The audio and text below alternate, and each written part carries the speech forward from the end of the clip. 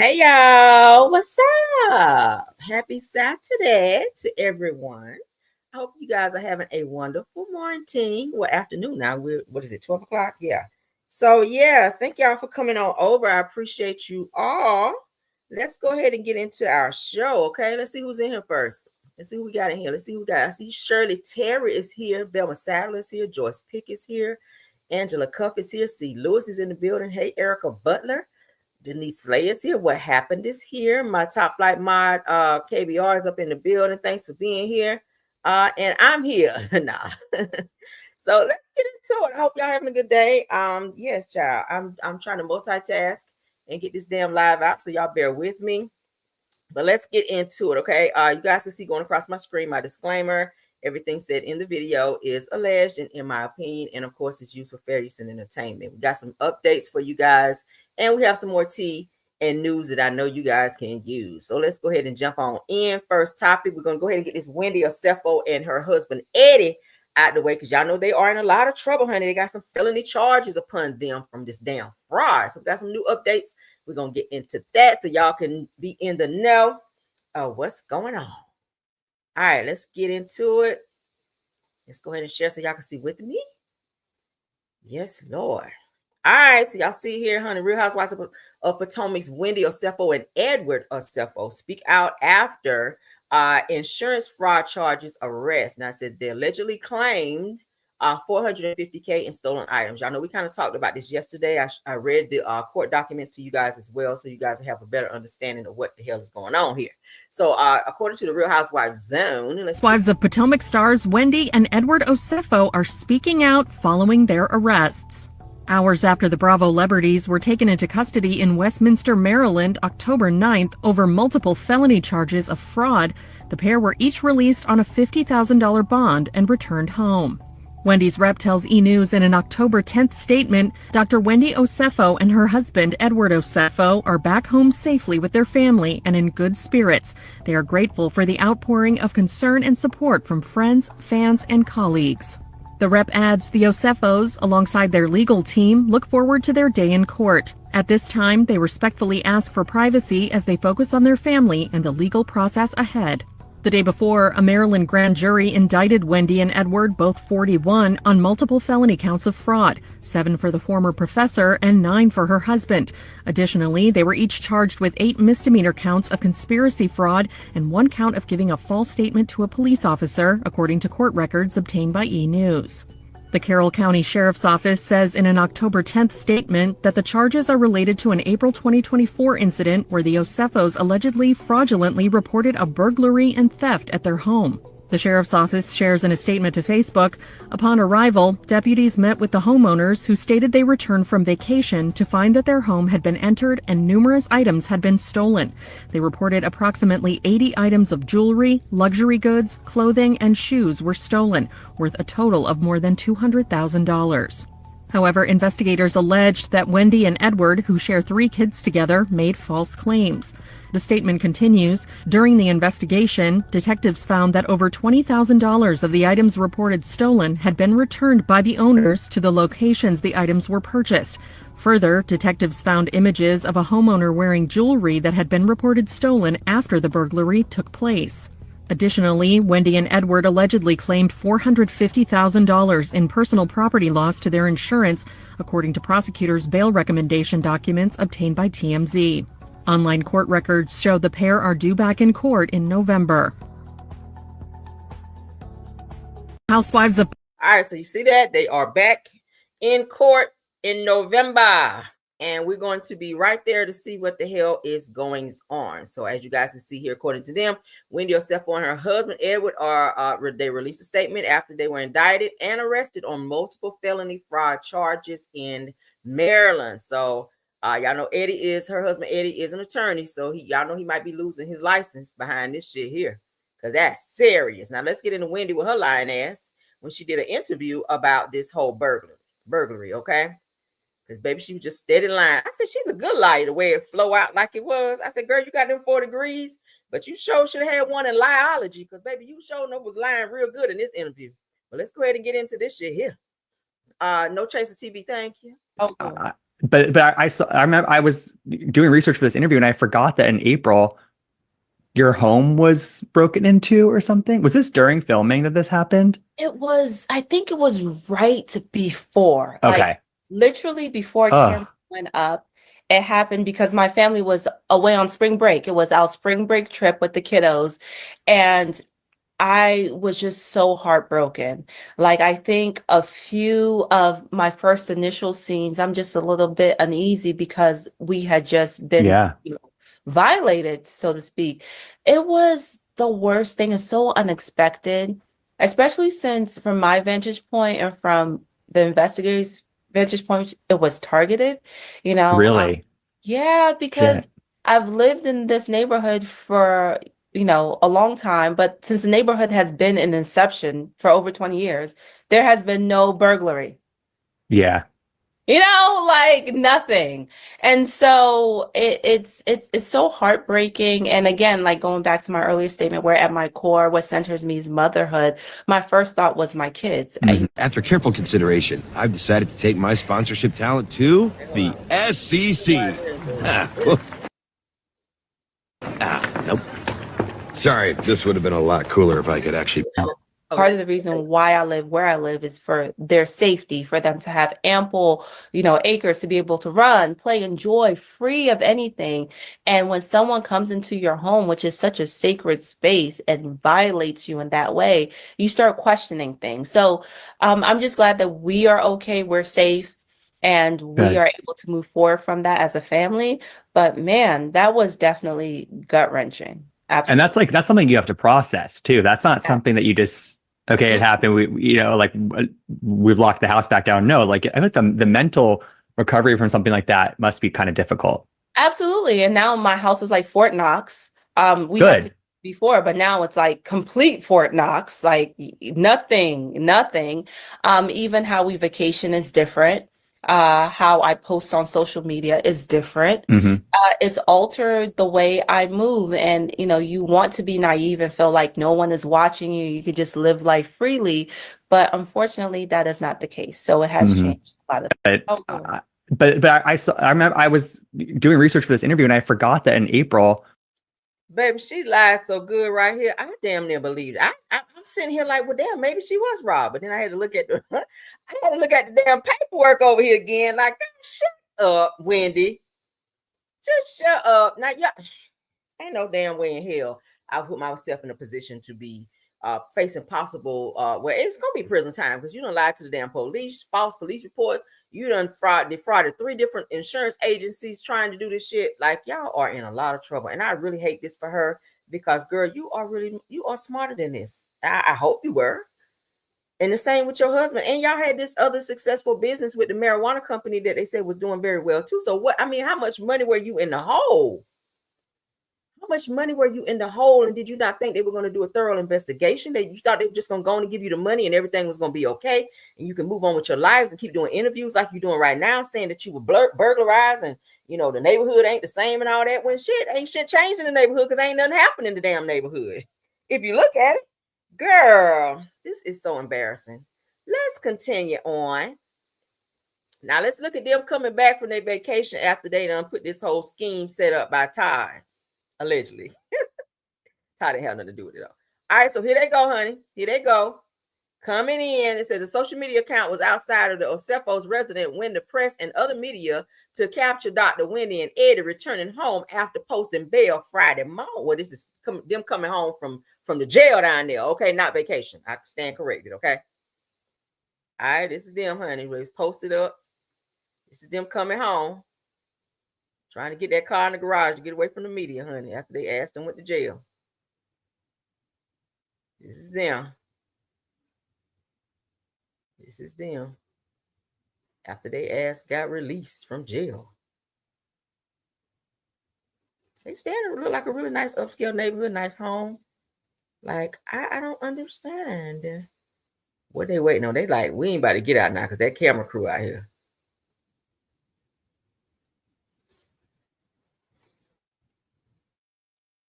You see them running in? See, y'all see that? They sit out there waiting for a little minute. All right, so let's move along. That's them coming in from jail, honey. They had to hurry up and get the hell up out of there. Okay, so let's get into this next piece here. All right, and then I have one more piece on Wendy and Eddie after this post. I'm trying to cover all bases with this, and when they go to jail, well, not jail, well, they might go to jail in November. When they go to court in November, I'm going to give you guys an update on that too, because I'm going to keep my eyes and ears up, open on that. So Katie, y'all know Katie Frost, honey, that she's also a cast member off and on for Real Housewives of Potomac as well. She's spoken out. Shout out to the girls of fighting. They're sending Jacqueline Blake and Katie Frost with a message following Wendy Osefo and Eddie Osefo's arrest. Said that according to the Kempire, shout out to him. I like Kempire. Said that the cameras are being picked back up tomorrow. It said that no confirmation whether Wendy will be involved, but the other ladies including Giselle, will be filming. Okay. So you guys also know that a wife swap show that Bravo had going on, they also took Wendy off of that because of this arrest and all this negative media coverage about her and her husband. So she will not be appearing on that. So they pulled her from that. Not sure if they're going to pull her from the show because of this negative energy as well, which is going to put her in more financial strength because, you know, Bravo does pay their people well. So let's get into what Katie Frost from Real Housewives of Potomac had to say on this. She says, Wendy, I got a message from someone who asked me to make a statement. She says, I know that this is all bullish. She says that I'm not going to send a letter to the president. But she said, I am going to send a letter to the president. Keep your head up, sending love. So it's looking like they may be trying to get them off on these charges. She's going to send some shit over to Trump, okay? And see if they can help them out a little bit. So it says Jacqueline Blake then says Wendy was the only housewife who called me personally to congratulate me on my pregnancy, and she's always shown me genuine love and support during my last season of Real Housewives of Potomac. She goes on to say that Eddie has always been super cool, always respectful and cool with my child's father. Sending my heart and deepest prayers to the Osefo family. # Real Housewives of Potomac. I mean, that's all well and good, but we also have to wrap our brains around and accept the fact that they did commit some very serious offenses, okay? Like, seriously. So let's move along. Let's get into a lawyer's standpoint on this situation. Carlos King is also on this as well. He had this attorney, where my mouse is moving here when it comes up. She spoke on the charges and this whole situation surrounding Wendy and her husband.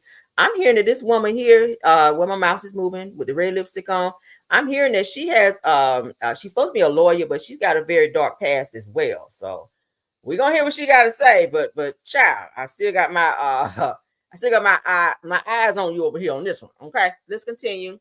I said, Real Housewives of Potomac, before being charged and arrested, do you believe Dr. Wendy and Eddie Osefo knew about what was to come? So let's get into what they had to say on this. Shout out to Housewives from a Housewife. Think that they knew they were under investigation? That would probably be a question for Carlos. He would be more in tune with what, maybe their state of mind is. Again, those are specifics to the case that I cannot speak to. Yeah. I can repeat that a grand jury is in secret. So evidence is presented in grand jury to secret. That doesn't mean that in any case, any witness hasn't been interviewed. But you would have to come to a conclusion. If you take an example of a missing wife. So if a husband didn't actually participate in it, but he is going to be questioned by the investigators, is it reasonable that he may deduce that he is being investigated? Yes, because generally all the time, the first person we think of when someone goes missing is the closest person to them. True. But there may not be anything specific that says you are actually being investigated until they state that to them or come and present charges from the grand jury. Do we think that they knew they were?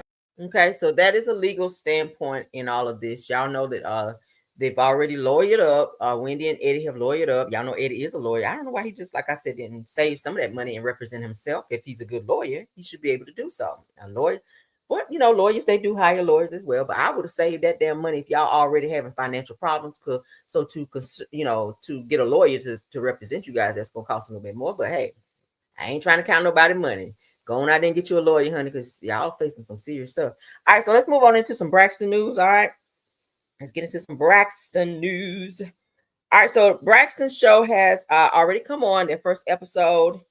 I've not finished watching it as of yet, but we're gonna go ahead and cover something that I ran across as related to them. Okay, now they're saying, y'all know they're gonna have Ashley Braxton, which is the niece of all of the Braxton sisters. Okay, she is the daughter of Michael Braxton, which is their brother, and she came out to talk about a lot of things that happened in their family. And I want to say that it had some related issues with Trina's husband, Gabe, who is no longer here due to, I think it was prostate cancer that he passed away from. They're saying that Trina knew about it. They're saying that Tony knew some things, but Tony kind of kept quiet because Tony didn't want to ruin her career with having this negative situation being out there about their family. Okay. But so let me go ahead and read to you guys what I found out here. They're saying that Tony Braxton allegedly did not want Tamar to include Ashley on the show because it could damage her career and brand.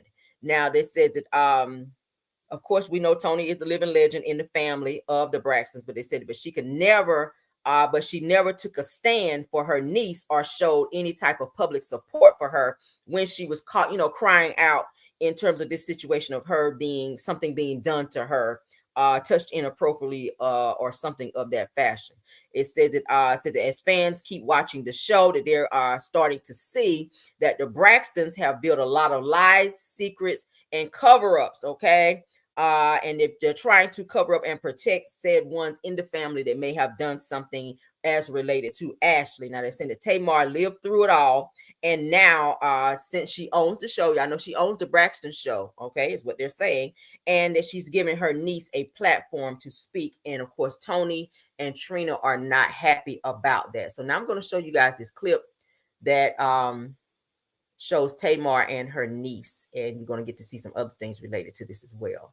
Somebody touched somebody inappropriately, and the family knew about it allegedly, and they tried to keep it hush hush because they didn't want Tony's brand and her reputation and her star power to be tainted. We'll use that word because of somebody else's issues. I feel like, and she wasn't supportive for her niece either, and I felt like that was kind of trashy. But let's get into it. Have you thought about moving back? You're not moving back. I don't think so. That's Ashley. I have not seen Ashley since her sister's funeral. And I was not getting ready to see Ashley at hers. Lauren is Ashley's youngest sister. I don't really know the story. I'm not gonna lie. I just know she was at her girlfriend's house and they were like having birthday fun and something was left. I could have been Lauren, So when you look at it like that, and when that is kind of sitting at you in your face, you have nothing else to do but to go heal. Yeah.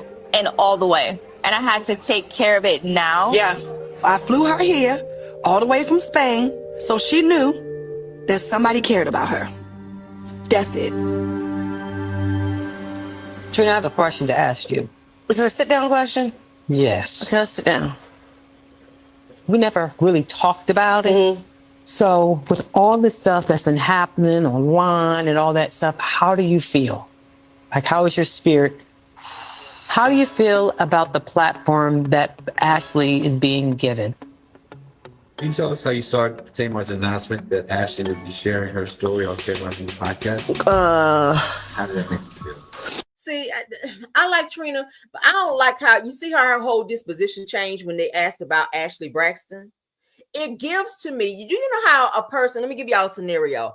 Do you know how, let's say a person in the family, maybe like a child or something like that, or a niece or someone is touched in the family by somebody's husband, and you tell that person what happened, but they don't want to believe it because it's their husband, so they don't believe the niece, and she has to carry that weight of what happened to her because you don't want to have problems in your house with your husband. So since you want to keep the peace with your husband, knowing that he could have potentially done some shit to this niece, you sweep it under the rug and you turn a blind eye to it, and then you start treating your niece like shit because you don't want to be held accountable for what's really going on.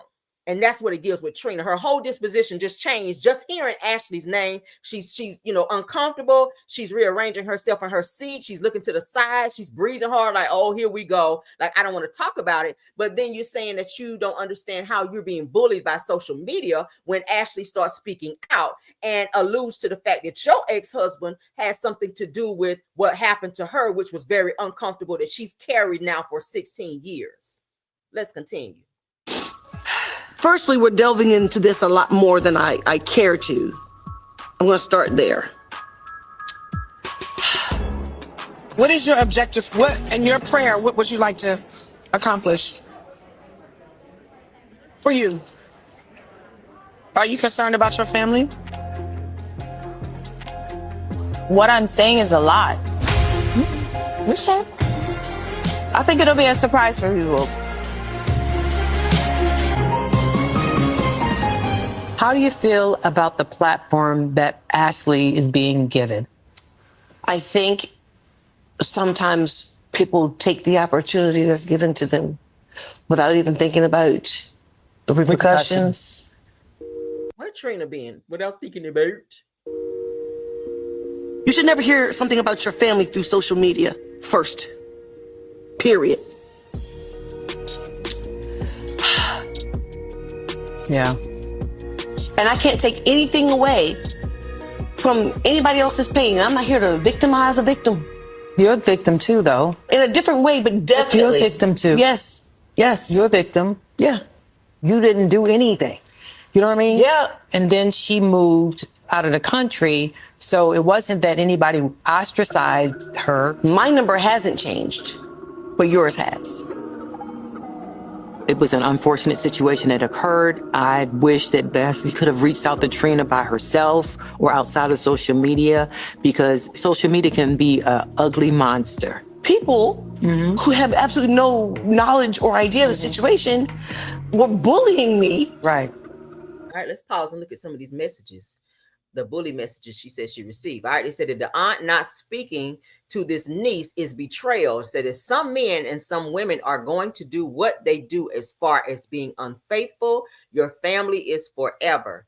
The next person over here says that the Braxton's have held so many damaging secrets that it has put their family in so much turmoil. Ashley should speak her piece, and if the aunt is Trina, should have ownership of her niece's pain. I agree with that. I totally agree with that, 100%. This next one says that Trina should be beyond ashamed of herself. It says that the Braxton family, including Tony and Tracy, rest in peace, are full of dark secrets. Because I, from what I've been seeing online and read other places, that some of the sisters were touched by somebody in the family too. Okay. So it's been a lot of touchy-feely type of stuff going on. And everybody got a pedo in their family. Let's just go ahead and put that shit out there, okay? We ain't going to just hone in on the bullshit going on with the Braxtons, but that's who we talking about right now, okay? With all due respect, everybody got a Chester molester in this fucking family. Everybody got a crackhead in the family, okay? Let's just be one thou wow when we talk about this. But in this situation, this is your niece, your bloodline. When she comes to you and she says to you that she feels that your husband may have done something that was inappropriate or uncomfortable to her, you got to fix that shit and not turn a blind eye because you're so in love, or you don't want to address it because maybe you're still dealing with some skeletons that you dealt with as a child.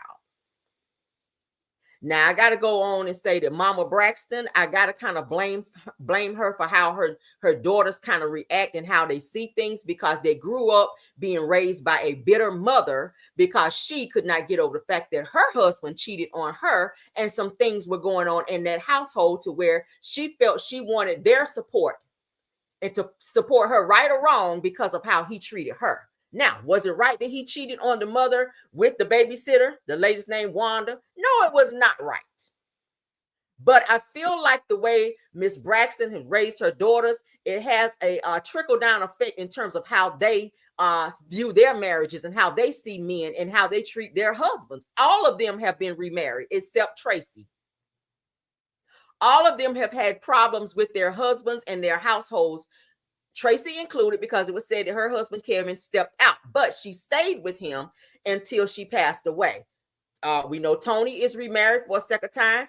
Tamar was in a whole different situation where it says she was married to the white guy in addition to being married to Vince. We know about Tawanda just getting married to her new husband, okay? And she was also married to Andre, okay? So all of them have had some type of situations with their men, and I feel like it's an addition to their mother and how she's so involved in their lives and their business, and how she wants them to always speak up for her and speak against their father because of her hatred for him and how he treated her. So sometimes it kind of clouds their judgment in terms of how they see things and how they should react to certain things when it relates to someone else's pain as well, because they're so closed off.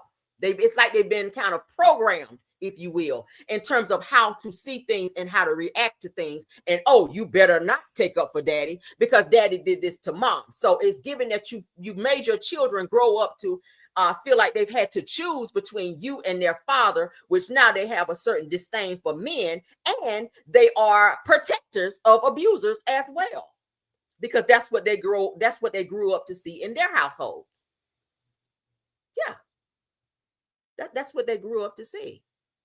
So now it's like a 360 type of situation, and now this niece, Ashley Braxton, speaking out and telling her truth. They are doing the same thing that the mother told him to do to the father. Push him away. It's not fair that this girl had to move out of the country because she was ashamed of what was done to her by a family member. And for Trina to say, oh, my number has never changed, but yours has. Why is she calling you when she was violated? You reach out to whichever sister has her number and say, hey, do you have Ashley's number? Let me call her and see how she's doing. Let me call her as her aunt. I'm the adult here. I'm the person she looks up to. I'm the one that possibly my husband may have done something to her. So let me call her and see where her head is. Don't put that burden on her to feel like she got to pick up your phone and chase you down. And then you sitting here on this damn show, rolling your eyes and huffing and puffing just at the thought and the sound of her name. Like she did something to Gabe. She was 16 when this shit happened to her. And I have a problem with people playing victim, being a professional victim, when they should be the person that should be fixing this shit. And again, Mama Braxton, I love you down. But you are the middle man in this bullshit, because your daughters are fucked up in the head for how they were raised and the things that they've seen and the way that you have made them also be a victim in this situation when it had nothing to do with them. The daddy cheated on the mama, not the kids. I'm gonna say it again. Papa Braxton, you was wrong as hell to do what you did. But Papa Braxton cheated on and did the mama wrong. And I see how they talk to their daddy. Yeah, I see how they talk to the daddy. And all that shit is coming from the mama, and it's wrong. It's wrong. Now, he talked about how he wasn't the dad. When I say he, I mean the dad. Papa Braxton talked about how he was not happy in the house anymore. And that still does not give you a right to cheat. If you're not happy in a situation, go and get a fucking divorce. So that's why he didn't want to be at home, because Mama Braxton was very hard to live with. He said it on the show. So the bitterness still continues after 30, 40 years. Your children are grown with their own children, and this shit is still going on. Now, somebody's been violated in this family. And now that this person is on the show, you could tell that Tawanda also feels a way about it. And you can see that Trina is very much so closed off as related to this situation, because who is attached to it? Meaning her ex-husband, Gabe, which is an embarrassment to her. So she'd rather not deal with it and or talk about it and close herself off as related to this situation versus fixing it, because Ashley's not going to stop talking about it. And as you see now, Tamar has given her a platform, and she is very much so in agreement with Ashley being here to speak her piece. Now, they sent this girl, and when I say this girl, Ashley, they sent her a cease and desist to be quiet about it. That's the worst thing you can do to a person who's been violated, is to send them a cease and desist to be quiet about some pain that was inflicted on them by a fucking adult who they saw as an uncle or as a person of authority. And that's just on period. Let's continue. I was devastated. I was absolutely devastated. I told you, I'm sorry that this has happened to you. And I embraced you. But if there was something additional that you needed from me, Why didn't you call me? Why you didn't call her? Why you didn't call her? If you knew this happened to her, why close yourself off from her? Because I'm pretty sure her daddy had the number, which is your brother. Why didn't you reach out to your brother and say, hey, Michael, do you have Ashley's number? I hear she's moved out of the country. Do you have her number? I want to call her. You didn't do that because people do what they want to do. People find ways to do what they want to do. Just like you found a way to close yourself off from her, you could have picked up that phone and called your brother and got her phone number and fixed this shit. So now that she's on TV and talking about it, all y'all feel away about it because it's feeling like, oh, you gonna mess up my brand. Fuck a brand. This girl is hurting 16 years of pain from being violated by somebody. What is your objective? What in your prayer? What y'all think about that? All right, let's stop because I think I had one more piece that I might want to show before we move along. Okay. All right, yeah. Is this the one? Let's see. Is this it? Okay, yeah. Let me share this because I want y'all to see this interaction between Mama Braxton and Trina. Okay. Mama Braxton has put her spirit in all of her daughters. Do you hear me? Mama Braxton. Mama Braxton, I want you to go heal, baby. I love you, but Mama Braxton needs to go heal because you still bitter about Papa Braxton and you ruining your daughters. And this shit is not cool. Let's continue. All right, Ladybug. Hey, look super cute. How you been? Girl, no cause to complain. I know that's right. What? I love your hair. Oh, thank you. Told me to tell you it loves you too. Oh, it's beautiful. Thank you. So, how things going with you? With your realtor? Oh, the real estate is absolutely amazing. I'm about to do my first closing next month. Wait a minute. You sold a house? Girl, they have a contract. Girl, I'm so proud of you. Look at me. I'm excited. I've always had different streams of income, and I was actually tired of seeing all these other people make a commission off of my home and property sales. So, as an effort to maintain a lot of that money for our own household, I was like, I can do this myself. So, that is what prompted me to become a real estate agent. You guys are getting ready to travel to Tulum for Tawanda's bachelorette party. Mm-hmm. So I'm excited. And I said, Tawanda, what are you doing right now? She was like, girl, I'm doing my wedding stuff, girl. I was like, do you need me to help you do anything? She was like, girl, I want you to come tomorrow. So when I go over to her house tomorrow, we're going to continue to do some things over there for the wedding and for the trip. We are going to Mexico, baby. Yes. So instead of having a simple bachelorette party, Tawanda and her entire bridal party, and along with some friends, we're going to Tulum, Mexico on a bachelorette trip. We're going to snorkel. We're going to eat good food. We're going to lay out on the beach. Oh, I cannot wait. Do you ever miss being married? I don't miss it. Really? He lying. So Tawanda and Sean, they're going to get married and be empty nesters. And she's never had a wedding before. She's doing all this excitement stuff. She's excited about this whole process. I can tell. She's excited to walk down the hall. Yes. So she's just going all out for everything. She's going all out. But she's been a perfectionist all her whole life. All her life. And now it's like everything is everything. Everything. I love a good wedding. I know because I've had 3 of them. So I'm excited even more so for 3 weddings? For Tawanda, because Tawanda has never had a wedding before. She's been married before, but she's never had a wedding before. But Tawanda's a Virgo. Most Virgos I know are very obsessive compulsive and they like to be involved in every aspect of everything concerning them. My 40th birthday party is next week, and I've been planning my party for months, okay? I'm a Virgo, that's what we do. This stuff should have been done a long goddamn time ago. See, this is the purple. It looks the same color to me. It's not the same. It is the exact same color. Tawanda, who do you think you is? It's purple. At a party with liquor. Ain't nobody gonna know the difference between purple and aubergine. Tawanda, your birthday, Zilla. Yes. Tawanda is just very detail-oriented, and she wants everything to be perfect. And so much that... Why do Trina talk like that? That is so fucking annoying. Girl, where have you been? Where have you been? You grew up in Maryland, love. People in Maryland do not talk like that. Like, where have you been? You would have thought her ass grew up in Spain or somewhere. Like, girl. If anything goes awry, if anything goes wrong, it's not a meltdown. It's a Zilla moment. I'm gonna leave it there. I'm so happy for her. Me too. If anybody deserves it, She does. All right, so Mama Braxton says she don't miss being married, honey. When Trina asked her, said, Mama, do you miss being married? I don't. See, yes, you do. You do. Every time she see Papa Braxton and his new wife, she get a whole new level of hate for that man. She do. She really do. Okay. But let's get up off them. Let's get up off them, child. Nevertheless, we know. Let's get into some Jamal Bryant news because he got called out, honey. Jamal got called out, and we better look at it. Okay. With his lying, cheating ass. Y'all said it.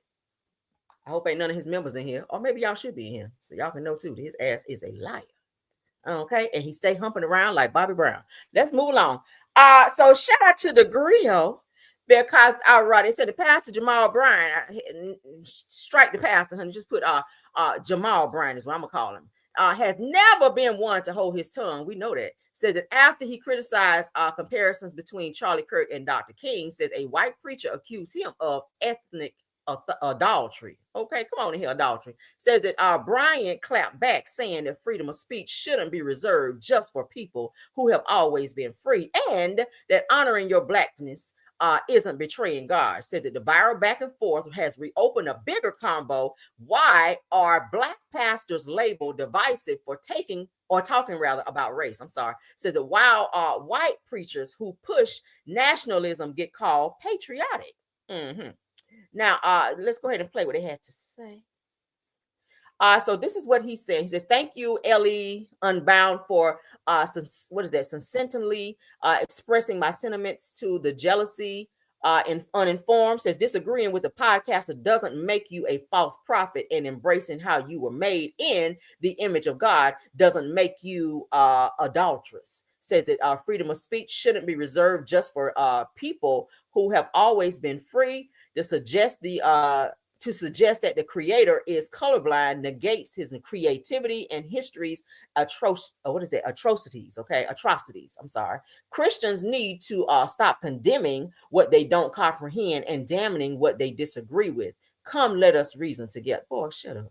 All right, let's get into this because this is deep. Racist and a white supremacist. How dare you compare him to Martin Luther King? The only thing that Charlie Kirk and Martin Luther King got in common is both of them were killed by a white man. Notice how many times he brings up skin color. 4 times. Jamal, he needs to repent of this ethnic idolatry and divide. It's fascinating how quickly the word repent comes out when race is brought into the conversation, because it's not about repentance, it's about control. It's about keeping the narrative comfortable for those who have never had to question it. You are more concerned with the color of people's skin than you are with the truth that they speak. You are more loyal to your tribe and your race and your ethnicity than you are to the people of God. That line really says it all, because when a black pastor speaks to the pain of his community, he's suddenly betraying God. But when white pastors preach nationalism from the pulpit, it's just called patriotism. Whiteness gets to be the default. Everything else is labeled tribal. That's the double standard being exposed here. I was a racist and a white supremacist.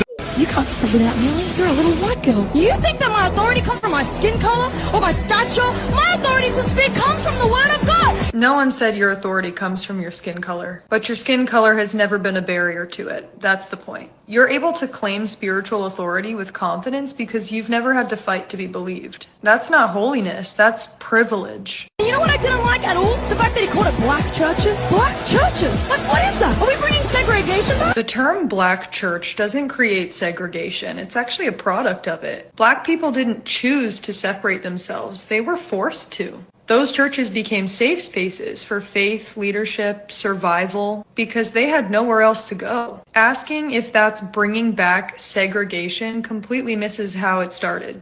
That's a very weird thing to say. This is not a white church. This is a church of Jesus Christ. How dare you divide the body of Christ by skin color? And you can't say that. And this is where the irony hits the hardest, because it was white Christians who did divide the church by race in the first place, by building systems that excluded black people from worship, leadership, and even baptism. The existence of the black church isn't rebellion, it's resilience. So when you say, how dare you bring up race? What you really mean is, how dare you remind me what white Christianity created? We are united by one thing, that's the blood of Jesus Christ. I don't care what your skin color is. I care about who you believe in. Maybe that's true for you in heaven, but here on earth, race still exists. Race still shapes who's listened to, who's dismissed, and who feels like they belong. Saying we're all one sounds peaceful, but it's often just used to quiet people who are trying to point out injustice and inequality. At the end of the day, this isn't about choosing race over faith. It's about acknowledging that faith doesn't exist in a vacuum. It's shaped by history, access, and experience. I kind of agree with what she's saying. Now, if you guys see a lot of these churches now, I know a lot of people, they do call it like black church or the white church. A lot of people now, a lot of cultures now are starting to come to black churches and white churches, okay? I feel like a person should go wherever they feel comfortable in terms of their spirituality, okay? I just really feel that way. Do I feel like denominations and all of that should be, a huge part of it? I don't, because I feel like it's just one God. As related to Christianity, I think it's one God, but I feel like they have different nationalities in church. Well, not nationalities, but different nominations is what we call it. Like Baptist, Catholic, and all of that, because people that's just their belief. It's only a belief in terms of how they see God, believe God, and all of that other type stuff. Okay. Then they have the non-denominational where you just go, honey. It's just, you just go up in there and do what you do. In terms of Jamal, I feel like what they were saying in terms of him, the adultery part, yeah, because you can't be sleeping with members in your congregation and having children. Like this man has a whole 5-year-old and you have grown children. So that means at some point in time you slept with someone unprotected as an unmarried man, which that is against the Bible. That is a sin. And you procreated a child by a woman, one of which you tried to get the child to be getting rid of because you didn't want the congregation to know that you were sleeping around. And it's crazy to me that his church, okay, New Birth, continued to keep him as pastor when this man has procreated with several women in and outside the church. It's weird to me how they continue to keep him on payroll as their pastor with all the negative things that he's done since he's been the pastor. But then again, look how long they kept Eddie Long on there until he kicked the bucket. I mean, are there any rules and regulations as related to who you have as the man of the cloth standing behind your pulpit, your podium to speak over your people, and they just live however they want to live? And then on Sundays, they just come in there with this burning word and people sit up and amen everything that they say, when last night you were just balls deep in some woman. Like, it definitely has to be a separation when it comes to Christianity and the world. But apparently nowadays it's just, null and void, where people just do what they want to do. And as long as you show up on Sunday and make maybe 25 to 45 people shout and they put a good little offering in the basket, then it's all well and good. That's what it gives. Jamal been on his bullshit since his ass was in Maryland. Okay. Yeah. I already told y'all, I know this clown. But yeah, shout out to the person who called him out, because it definitely needs to be said. Let's move along. All right, so DDG, which is the baby daddy of Halle Bailey, okay, Chloe Bailey's sister, he has he's written a song and he's pretty much begging Halle Bailey to get him up off them papers, child. Okay. I'm not going to play the song. You guys can go over to the Neighborhood Talk and you can listen to the song, but I did take the liberty of pulling up the lyrics to the song so that we can see some insight on what he had to say. Now, it says that, are you guys here for it? DDG admits that Halle Bailey is a good mom, and he wishes that they didn't take their issues to court in his new song, which is called 17 More Years. Okay, because y'all know the baby is just 1 year old. He's a 1 year old. Said that if your goal was to hurt me, girl, you did that. Okay, so it's kind of like a trap vibe type of song. Let's go ahead and pull up the words to the song so you guys can see what he had to say. So this is a song to her. Now, you guys know one of the things that the judge told him when he put down the new rules and regulations as far as their parenting and the visitation and what the do's and don'ts in terms of what he can and cannot do as related to their son. He's not supposed to speak on anything related to the son or Halle Bailey social media wise. So this could be a ding for him if the judge decides to. If Halle decides to go back to court and say, hey, he wrote this song and it's all over the internet and it's mentioning me and our son and how our court situation is panned out, then it could be a ding for him and he could be violated. So let's get into what the words of the song has to say. Okay, the title of the song is called, again, 17 More Years. Let's go ahead and scroll down. All right, so the chorus says, I don't want to fight no more. Tired of the court dates, lawyers getting over on us. Watching money go to waste. Said that we should all be together on his birthday.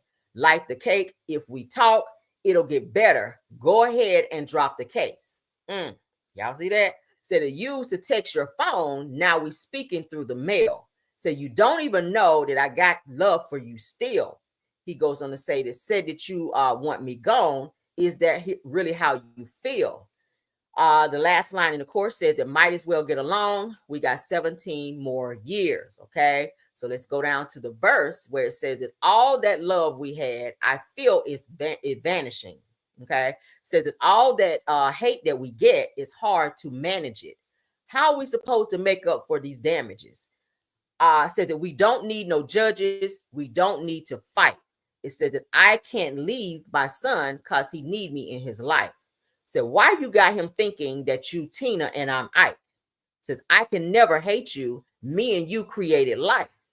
I don't need revenge. I don't need control. I just need a chance want to watch my baby grow. Okay, I'm sorry. Said that looking at my phone, the photos we took, said that you was my best friend. How'd we get here? I'm shook. Didn't even write a whole damn song about this. All right, so back to the chorus where it says, I don't want to fight no more. Tired of the court dates, lawyers getting over on us, watching money go to waste. We should all get together on his birthday, light the cake. If we talk, it'll get better. Go ahead and drop the case. Used to text your phone, now we're speaking through the mail. You don't even know I got love for you still. Said that you want me gone. Is that really how you feel? Might as well get along. We got 17 more years. So let's get down to the second verse and what he had to say. Okay. He says, if your goals was to hurt me, girl, you did that. Said that we could have talked at my house. You know where I live at. What she did, what she was over there, and you slammed her head into the damn steering wheel and broke her nose damn near. Okay, but anyway, says, if you ever needed money, you know I'll give you that. Said, I can't even call your phone or see where my kid at. Says, I'm happy for you and whoever you with, long as he can treat you better than I did. Says that we ain't got no communication. That's the main thing. Every time we talk into that court, they say the same thing. Says that these judges judging me and I ain't got to stay calm and I got to stay calm. He said, they still got respect for you. You're a good mom. But you said in your post before this, she was not a good mom, that she was not the best mom. And she was not, she was unstable. You were saying that you were worried that she was suicidal. He said all of these things about her, but now in his song, he's saying that she's a good mom. Let's continue with the words. He says, I don't know what to do with myself. This happened so fast. Just call my phone and we can put this in the past. So now he's begging her, saying, I'm tired of this court stuff. What he's tired of is structure, because before, whenever he could just come over and demand, get the baby dressed, I'm coming to get the baby. And then his mama was in the middle of it. So she had to go through the courts to get some type of structure when it comes to their visitations and how he moved and his demands as related to the child. Okay. You can't just pop up in my house and say, get the baby dressed. I want to take my son today. It don't work that way. It doesn't work that way. These are the things that he was doing as related to Halle Bailey with his child. And then the fact that you put your hands on her and she had, bruises around her neck, which shows that you was doing some shit you shouldn't have been doing. But to slam her face into a steering wheel because she didn't agree with what you had to say. And it was so hard. The impact was so hard that you chipped her tooth. That was a violent moment. So to say, hey, drop all of this. I'm tired of going to court. Unblock my phone. I can't call you. That's why you can't call her, because you were doing shit you shouldn't have been doing. You were showing signs of violence towards her. So yes, she had to run through the courts to put you in check and deal with you the way she's dealing with you. Okay. So let's get back into the chorus where it says, I don't want to fight no more. Tired of the court days. Lawyers getting over on us, watching money go to waste. We all get together on his birthday, light the cake. If we talk, it'll get better. Go ahead and drop the case. Used to text your phone. Now we're speaking through the mail. You don't even know I got love for you still. Said that you want me gone. Is that really how you feel? Might as well get along. We got 17 more years, okay? And then the outro, it don't make no sense. It don't make no sense. It don't make no sense, child. It don't make no sense, okay? But that's the words of his new song that he just released to Halle Bailey called 17 More Years. Hopefully this doesn't get him in a situation that he can't get out of through the courts, because he was told not to mention her at all, as well as show any type of pictures or mention their son as well. So he made a whole song about it. I can get this how you feel. You probably have some regrets of things that you did in terms of her taking you through the courts, and they're giving you these really strict rules and regulations as related to her and your son. But you have to also take accountability and accept the fact that you put yourself in this situation, and you also had your mom in the middle of y'all shit as well, speaking up for, and also going on social media speaking negatively about her. She's the mother of your child. Okay, she deserves some respect as well.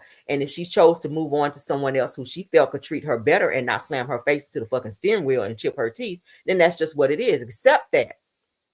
Because you were just running around with India, some girl named India, and throwing that in her face. So how you think she feel? Okay, she can go and write a song about your ass too and all the shit she went through. But I don't see that she's done that. It looks and appears that she's moving on with her life and trying to be the best mother she can be to your child. So just understand, if you're stressing her out, she's not at her best when it comes to raising your son. So, and that goes for anyone that's co-parenting with someone. When you're causing friction with the other person, just understand, when you're putting them in a situation where they're stressed out, they cannot be at their very best as related to raising your child. Okay, so let's remember that. Let's remember that. It goes for everybody, the male and the female in the situation, because y'all know when there's a breakup, people will be the pettiest they can be. They do the dumbest shit that they can do. And then when the courts intervene and put these strict rules and regulations on you, then you want to sit here and act like a victim when really you were the fucking problem. Bottom line, grow up. Grow up. You're right, 17 more years. 17 more years. That's a long time. All right, respect on both ends. Let's move along, because 7 people, child, they in some trouble. I ain't never heard no shit like this, okay? But 7 people, including DMV workers, and they are indicted in New York for CDL exam cheating schemes. Now, a woman allegedly dressed as a man to take a test for others. Y'all see this? To help them get CDLs. Let's get into this, because this is some serious BS. Story on Long Island, where 3 employees of the Garden City DMV are among 7 people indicted in this elaborate cheating scheme. Prosecutors say they helped applicants skip the required test, and one woman even wore disguises to impersonate test takers. All 7 are now facing felony charges. There is a lot going on in this investigation, and Eyewitness News reporter Stacey Sager live now with the details in Garden City. Stacey. Well, Mike, we all know the DMV makes us go through certain tests to get our driver's license, and to get a truck driver's license is harder, as it should be. Well, prosecutors say this was really an elaborate corruption scheme, and some of the workers at this DMV almost got away with it. Deciding who gets to operate heavy rigs on our roads and highways is not something the New York Department of Motor Vehicles should take lightly. Bypassing that safeguard is far from a harmless shortcut. It is a dangerous threat to public safety. But that's exactly what prosecutors here in Nassau County allege in a 51-count felony indictment against 7 different people, including a supervisor at this DMV in Garden City, Kenesha Middleton, and her sister Jamie Middleton, allegedly taking at least 10 different permit tests for no-show drivers. You can see Jamie in surveillance pictures wearing different disguises, even fake facial hair, as she posed as a man who would be applying for a commercial driving permit. Wow. But she forgot to take off her fake nails. I think it's pretty poor. The fingernails kind of gave it away. So did another supervisor who acted as the whistleblower. Prosecutors say the defendants charged as much as $3,000 per permit test, 2 of them working these counters so they could wave the phony test taker through. 3 of the drivers who paid the fee ended up with commercial permits, but only 1 passed his road test, James Nurse, who ended up working here at the Town of Hempstead Recycling Center, where he spent over a year and a half driving a truck. A government employee, licensed only through a lie, driving a massive truck through our streets. Back here at the DMV, where everyone else. Story on Long Island. This is wild, ain't it? This is wild. Shout out to G Money on this. Authorities in Nassau County, New York say that 7 people, including 3 DMV employees and 2 sisters, have been indicted in a wild CDL exam cheating scheme. Now, investigators claim that Jamie Middleton went as far as disguising herself as a man, fake beard, mustache, and men's clothing to secretly take commercial driver's license CDL exams for others at the Garden City DMV. And y'all just saw she forgot to take them damn nails off. Stupid ass. Said that her sister, Kanisha Middleton, a DMV supervisor, is accused of helping organize the scheme and approving the fraudulent test. So you done messed up your job. You probably will never be able to get a good job after that. Okay. It said that the group now faces a 51 count indictment, including charges of impairing the integrity of the government's licensing exam, falsifying business records, and tampering with public documents. Okay.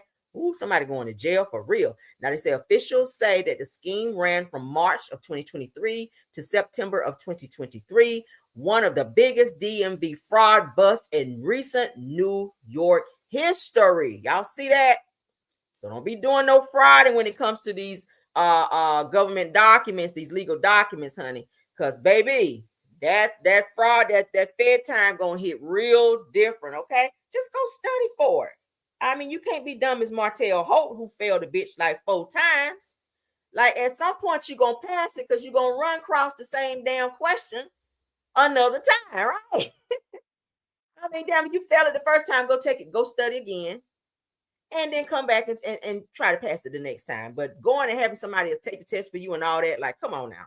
Come on now. You're putting yourself in a situation to where you're going to be sitting behind bars over some shit that all you have to do is just study. And if you just can't pass the test, then maybe that's just not the job for you. Find something else that's a little bit more simpler for you to do versus getting yourself in a situation where you have all these felonies on your record and then you sit behind bars over a stupid exam. That's dumb. And then the sister, like I said, that was in on this whole thing. You were a supervisor. You were a supervisor at the DMV. So you done messed up your good job where your ass gonna be facing charges. You're gonna lose your good job and you're gonna be facing some jail time as well, probably, behind this scheme with your sister and 7 other people. All right. But that is it, and that's all for this video. This is just a quick pop in. I wanted to pop in and give you guys some news that I know you guys can use. I'll be popping back in on you guys today. Please keep your notifications on so you don't miss the show, okay? Shout out to Wendy Talk last night for her live. I appreciate you on that for speaking up on that situation. Yeah, shout out to her on that. And shout out to all of my top flight mods in the chat. Truth TV Podcast, Tyra, KBR, Sweet Essence, Scorpion Miss, and Rose Armstead. Thank y'all so much for the job well done of doing some great modding. Also, thank you to the content creators who stopped by to support the video as well. Purple Unicorn, Simple Mom Family TV, Miss Didi, JCD Creations, Sunny Days, Queen Speaks TV. If you're here, thank you. Shay Renee, if you're in the building, thanks for being here too. Love Schoolboy, if you stopped by, thanks as well. Those are my usuals. If there's any other content creators, please let me know so that I can give you guys some acknowledgement before we get out of here, okay? Going once, going twice. You can type me in the chat and I can go ahead and acknowledge you guys before we go. No one else? All right. Well, if nothing else, honey, we're going to get on out of here. Bye.